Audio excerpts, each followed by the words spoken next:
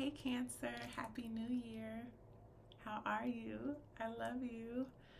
I hope you are being very gentle and tender with yourself after the full moon, coming home into our sign and doing all of the things to us.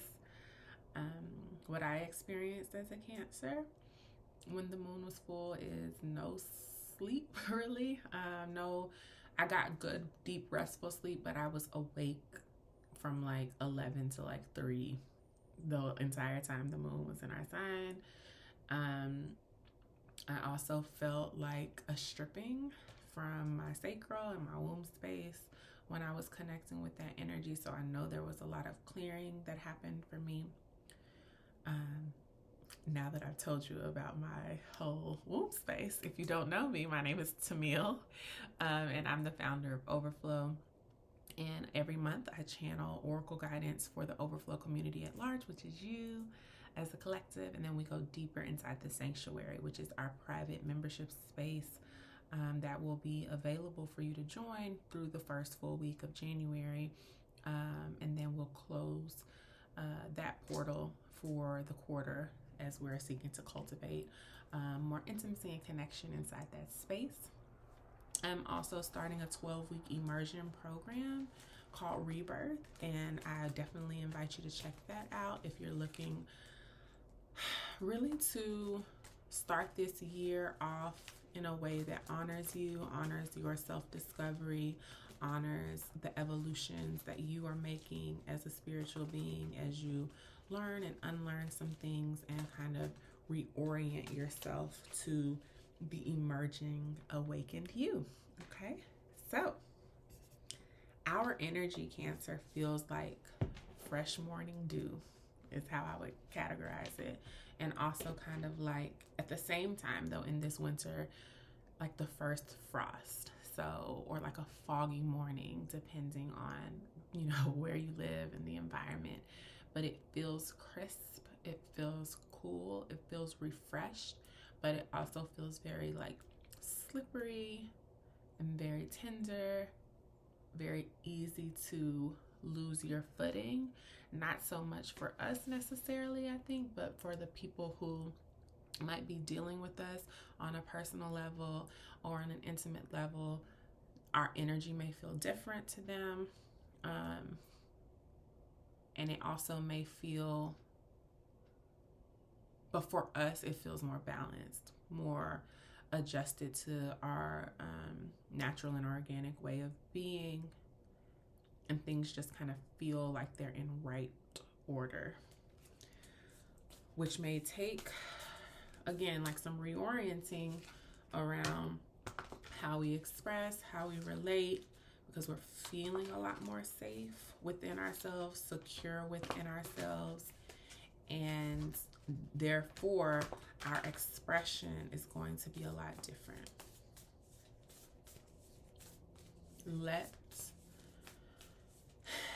people and give people time to adjust.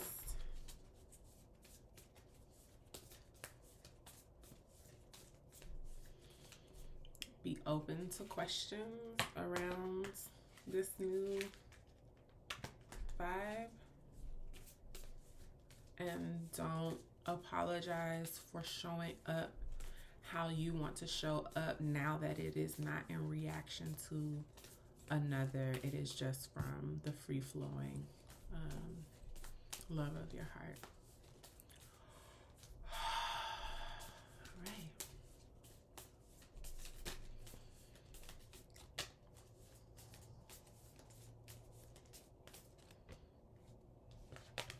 Home, the bottom of the deck. We came home to ourselves a bit when the moon came home, and we're feeling solid. It feels good, right? Our strength is metamorphosis. This is the evidence of the transformation that we've made, the time that we have taken to really get to know ourselves, to tend to ourselves and our needs. But our challenge, though, is what's next, into the unknown. What does it look like when we have more free time? And I love the new meme that's going around, just because I'm free don't mean I'm available.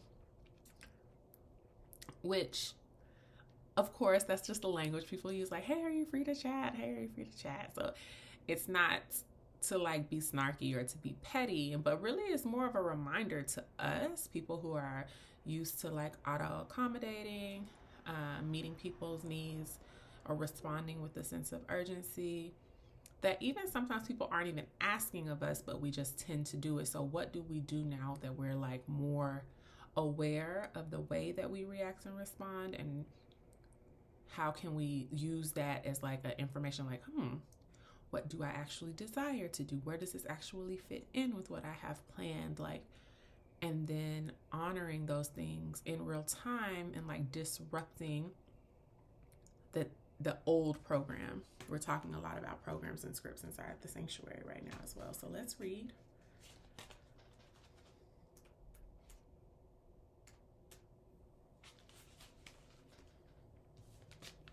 You are in the process of deep and beautiful change. Butterflies earn their wings through great efforts. The process of change is often painful, for it is never without losses and sacrifices. If you are to transform one form to another, a part of you needs to die.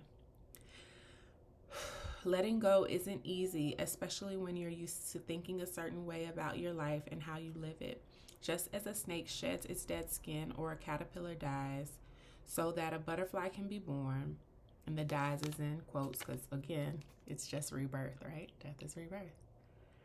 You are required to release your old ideas and embrace a necessary change so you can live your best life. Perhaps you're being asked to let go of low self-worth, a dream that no longer serves you, a relationship that is draining, or unhealthy habits. Despite your fear, you must accept that this is a transformational time for you. There will be some loss involved, but you'll love what you become.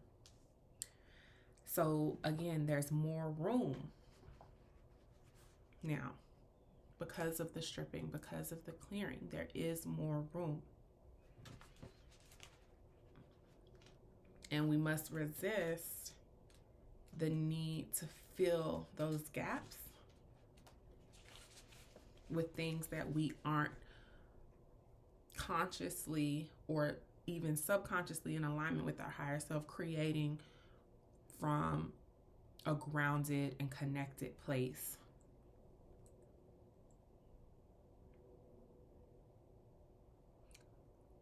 Juxtaposed to that urgent sense of like problem solving that we kind of have run on. So inexperience plus overconfidence can lead you into a dangerous situation for which you're unprepared. Always remember that wisdom comes from experience. Keep an open mind and enter this part of your journey with alert eyes. Don't assume you know this territory. You may not recognize what is hidden by camouflage. This is not a time for careless adventure. And so, who can lead you into the unknown? Yes, you lead yourself, but you may need someone to talk to express some of these new discoveries that you're uncovering with, and have conversations about them, or maybe allow them to be a reflection of what it is that you're desiring. What mistakes have they made that you don't necessarily have to make? That's the beauty of community, mentorship, accountability partners. Because as you're experiencing this transformation and this growth and this blossoming, it's not to make you afraid or fearful, because you're already experiencing some of that nervousness potentially, but the message is very clear that you need to be aware of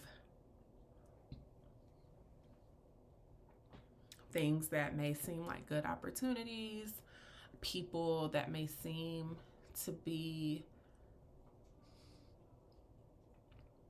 loving or interested and invested in the work that you do, but may actually just be attaching to you in ways that you may have done in the past, right? So there's no like shame or judgment in that, but it's remembering that you're not trying to do the same thing anymore, run the same script anymore. So you're having to learn new ways of being and relating. And so at this new level, who can you look to? Who can you learn with? Who's also navigating similar territory and tapping into that network and those connections? You don't have to do this alone. I know that it's hard for us to let people in, to tell people what we're going through, particularly when some of the people who we have in our lives, they've been overly vulnerable to us because we've been serving like as a caretaker, and we kind of talked about releasing that, right? So who are the people who know what this new level of responsibility or this type of identity that you're emerging into, who knows what that's like? That's where you turn. And it's not that other people don't have any value or that their holding of space will not help or heal you. That may be appropriate in like a partnership or a close friendship, to where you just express how your day was, what you're going through, and they just hold space for you and like give you emotional support. But advice, that is for people who have a deeper and more aligned understanding and are kind of walking a similar path. Okay, let's get into your reading.